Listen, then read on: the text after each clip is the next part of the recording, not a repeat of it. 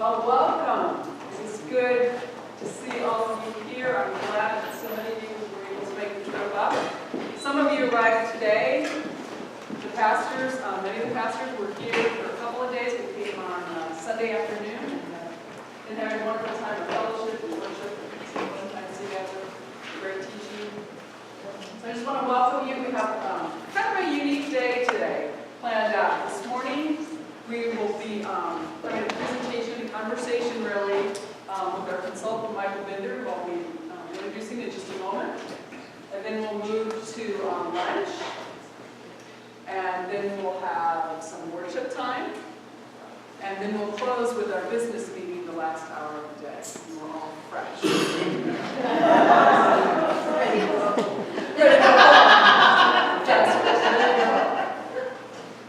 So I'm glad you're here with us.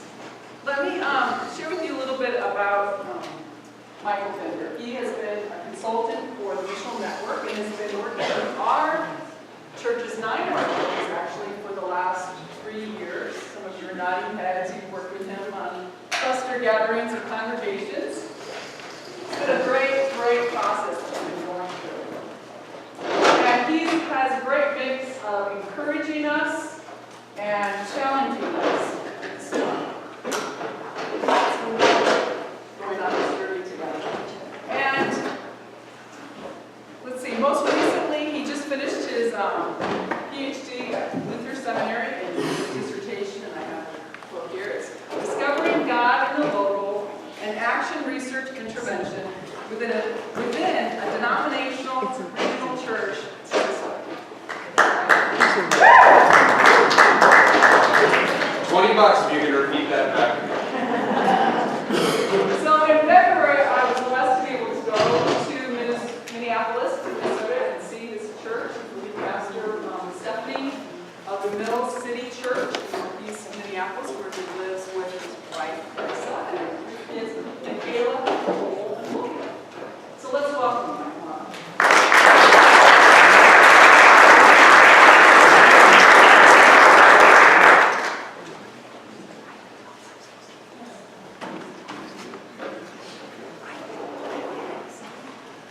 Good morning, everybody. Good morning. Let me begin by saying that this is the most beautiful camp I've ever been to.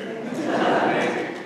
And we kind of pride ourselves on having camps in northern Minnesota because I don't know if you know, we have a lot of lakes. We put it on the driver's license so people know we have a lot of lakes, but it is gorgeous. So many of you I know have invested a lot of time and energy and sweat into creating this place. And it has been so relaxing and comfortable and amazing. So thank you for inviting me here to Camp Spalding. We have kind of 2 parts of my presentation this morning. The first part is a reflection back on where we've been so far, and then some conversation about where we think we're going as a Presbytery. And so we're going to do the first part by hearing from some people in the congregation, from some pastors. I've got a little survey summary. Those of you who just love surveys and can't wait to see survey data, I know that's only 2 or 3 of you. We're going to take a little look at that. We'll take a little break, and then we'll talk a little bit about some of the opportunities that are coming forward. So let me just begin with this statement, if I can get this change. Maybe not. Someone up there want to hit me to the next slide? Oh, there it goes. The Presbytery of the Inland Northwest is experiencing culture change and may be at a tipping point. So the next couple of hours is going to try to illustrate for you why I think this is true.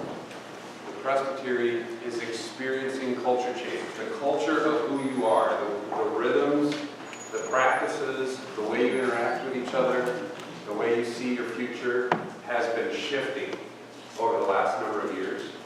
And we're going to try to describe for you some of the shifts so that you can see the way that God may be inviting you to think about your future as a group, as a whole, as a collection of congregations.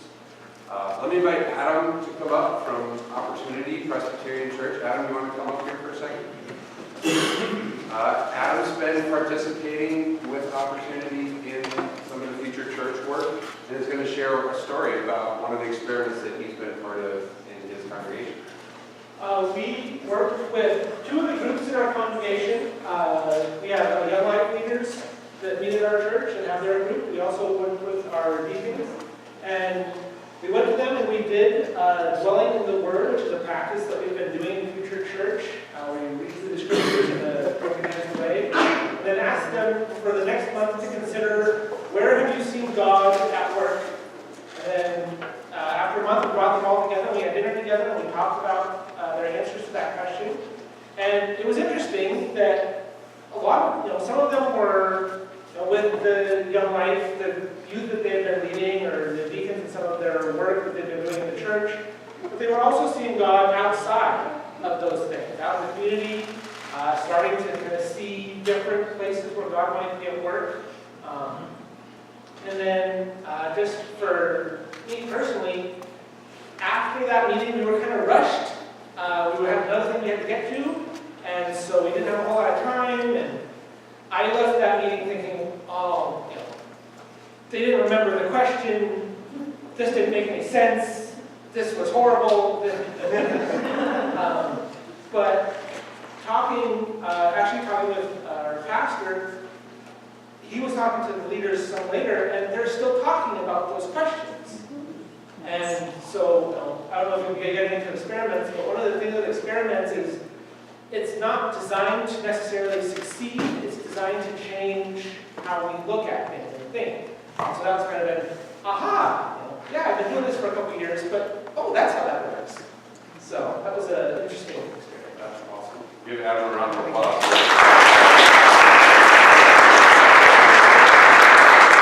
So in addition to the congregations that have been participating in Future Church, trying some new things, doing some sermon work, we've also had pastors in some learning cohorts where they can talk about the unique challenges of trying to lead and asking some new questions. So I've invited 3 of them to come and share with you in a panel. So why don't you guys come up now? David, Laura, and Doug, I'll let them introduce themselves here. We don't have chairs for you because people won't be able to see you, so just come stand over here for a minute. They're going to do like the Johnny Carson posting. Yeah. No, we're not going to do that. I asked each of them to think about 2 questions to share with you. The first one is just what have they learned about their own leadership through participation? And also, how has the peer learning experience of being with other pastors and talking about some of these questions helped them or not helped them? So if you want to dive into do the first question first with each of you, then we'll tackle the second question. You want to start with? Sure. So I'm Dave Webster, and I serve as the pastor at First Presbyterian Church in Clarkston, Washington, down in the southeast corner of the state. And as far as what I've learned about myself and my own leadership, one of the things that I've learned is kind of my defaults in leadership positions is to be right. I don't know if that's a me thing or a Presbyterian thing, but where I've been moving with that is learning to be more open to mystery, more open to listening, and maybe investing more in people and relationships than ideas, because I tend to do most of my leading in ideas and thinking, and I have to have the plan to be exactly right before I do anything, which means that oftentimes things just don't get done because plans are never perfect. So one of the things that the Future Church has done for my leadership anyway is starting to give me a little bit more courage to actually try something that might fail, whatever that might be. Don't ask me what that is yet, because I haven't really done it yet. I'm still working on the plan of how to fail, so I'll get there. But that's one area where I've at least been growing in leadership. Thank you. My name is Doug Cartwright. I'm the pastor at Community Presbyterian Church in Post Falls, Idaho. And I have been modeling for Dave how to fail. And he hasn't got me yet, but I'm pretty good at it. So I'm in a unique, in this group in a unique way where my church itself is not actually officially participating in Future Church, but I am as a part of the cohort. To my congregants that are here secretly all along, they'll have been participating. And so I've been beginning to bring in some of the things that I'm learning just naturally. And what it's shown me about my leadership is I've been on the ground for about a year and 4 months in Post Falls, is that, and I think this came up in our meeting that you were present at, and I think Cheryl even said it in the midst of it, was you can't think your way out of where the church is, basically. You can't think your way out of the things that aren't working. My leadership style wants to say, yes, we can. I just wanted to say, the Bible says this, let's do this, it's all going to work out, everything's going to be great. And I'm learning more and more that is not always the case, that we do have to start thinking differently. There are things that are changing. And so what I'm trying to learn right now as a leader is how to help us begin to get our vision of who the church is and what we're about, getting it funneled down more and more. And I'm learning a great deal from my cohort friends, and learning that I'm not the only one going through a lot of these things. We all are facing very similar situations, and so we're getting to bounce a lot of things off of each other. And so I'm hopeful that as we continue this, I'm going to learn to maybe let go of my expectations so much, or my way of thinking, this is how we have to do it, and see what God organically does within our congregation as we join God and what God's already doing out in the world. And just one more thing, I've actually I was in youth ministry before, pastoral ministry, so I've been in a Presbyterian church for 20 years. And the thing that I've learned is from the time I started till right now, is hardly anything is the same. We used to be able to just open doors and do something and people would come. It's a totally different ballgame now. My name's Laura Terasaki, and I'm a solo pastor at Wilbur Community Church. We just changed our name. We're two churches in one, a Presbyterian church and a Lutheran church in the process of merging. And I've been there 8 months, and what I find is, what we all know is the mainline church is in decline, some bit. And so for me, it's affected my leadership in that there's a freedom. And my attitude is we really have nothing to lose at this point. And so because of that, risk-taking is really fun for us, and when we take risks, it creates this really great energy in my congregation.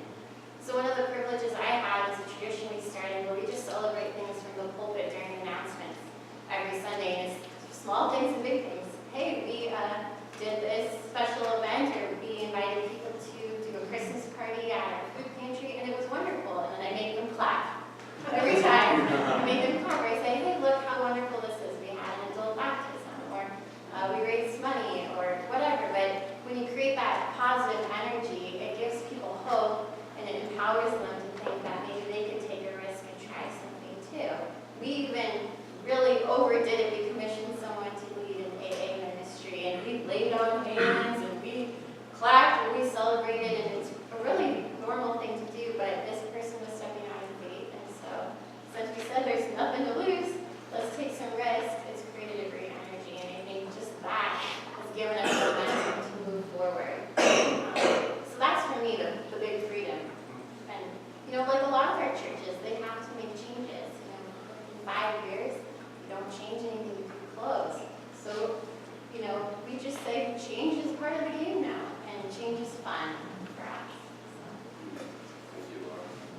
So in terms of just a peer learning environment, connecting with other pastors, how have you found that experience? These two pretty miserable. Terrible. No. One of the things that I've really come to appreciate about the peer learning experience, especially this time around, because I've been part of a lot of peer learning groups, but we live in not just a larger culture, but also a church culture, I think, where we're very dependent on experts. There's always the latest book about how to grow your church or do this or that. You go to the conferences, and the speakers are there, and they have all these wonderful ideas about how to grow your church. And then you go back and you forget everything, or you realize, well, that was cool for a church in Chicago, but I'm in Wilbur, Washington, and how am I going to get 30,000 people to come to my church? It's just kind of not reality. Parts of that matter. But the other part of it is that the questions that we're facing, nobody actually has the answers for anymore. And so as helpful as some of the experts are, people who are actually more helpful are the folks in your own neighborhood, the pastors who you're actually working with, because they're dealing with these same kind of big questions of, What does it mean to be the church now? How do we reach out to this particular people group? How am I supposed to do this and that and the other? And nobody has the answers for them. So really, a lot of what's been great about this group is we come together and we just ask lots of questions. And we'll share ideas about, well, maybe we can do this, maybe we can do that. And even kind of the rabbit trails that we go on, I think are part of the experience and the conversation, part of kind of brainstorming, really. So for me, it all comes back to this, we kind of are the experts. And then especially in this presbytery, there are so many gifted people here. I've been doing the kind of behind some of the webinar stuff, which has been fun because I get to see firsthand when we start brainstorming on Vision Team about, well, who are we going to ask for this panel? And we'll come up with like 10 people. Well, this person would be great, this person would be great, this person would be great. And really have gotten a feel for the gifts that are here. And then when you get to do that in an intimate environment, in a peer group, it's really pretty powerful. And of course, it's always nice to know that you're not the only one struggling with these questions, and neither is your congregation.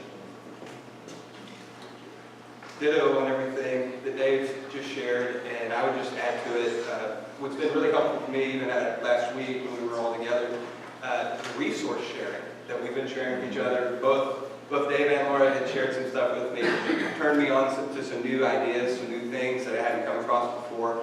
I'm throwing things their way, and so we are, in addition to our group that's getting together once a month, we're emailing together, we're brainstorming, we're asking questions, and it has helped me to gain a lot of insight into where the church is right now. I agree with everything that's been said. The only thing I would add is sometimes as pastors we can become isolated, and even as congregations we can become isolated. And because we're hearing about the life of each other's congregation, we become invested in each other's success. And so I care what happens at Doug's church and David's church, not just my church. And I think that's going to ripple out in the next few years. We've even talked about, well, why don't I come to your church and do this little thing that I'm good at, and then you can come to mine and do this little thing you're good at. But I think with that peer learning, just as pastors and then as our congregation groups are meeting together, they're starting to see that we're not alone. We're all in this together. Your success is my success. And that connectional element is really going to take us far, I think, in the next few years. How about a round of applause for the pastor?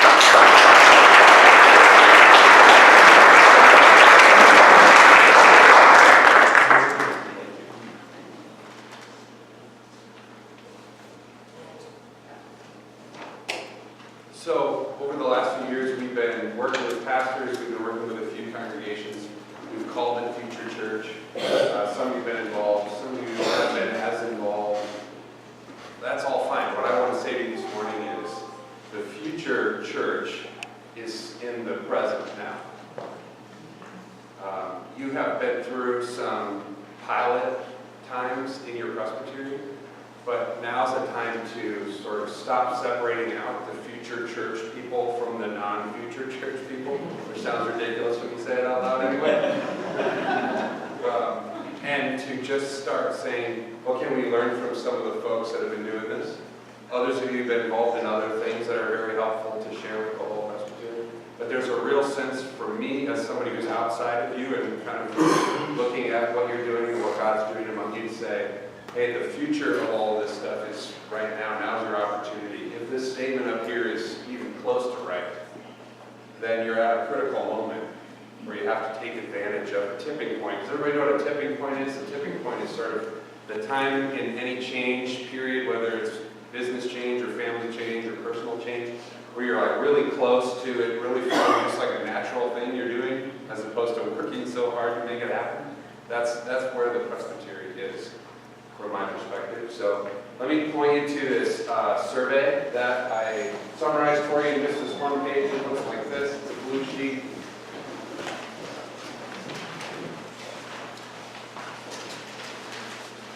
Let me say at the beginning that I know that some of you have probably, for the better part of many decades, filled out surveys, and then heard about them, and then heard that nothing ever really happened from those surveys. I get that. I understand that. This was just an attempt for us to create what we call a feedback loop, some way to learn from people who have been working in Future Church in various ways. And so what I'm going to illustrate for you on this one-page infographic is why I think you're at a tipping point as a Presbyterian. And we have time built into this for questions. So as we go, if you feel like you want me to explain something a little more clearly, or it doesn't make sense to you, or you want to know more, just raise your hand and we'll talk through it together. So this first section, as you can see at the top of your page and on the screen, one of the questions, first 64 people filled out the survey, which is a pretty good number.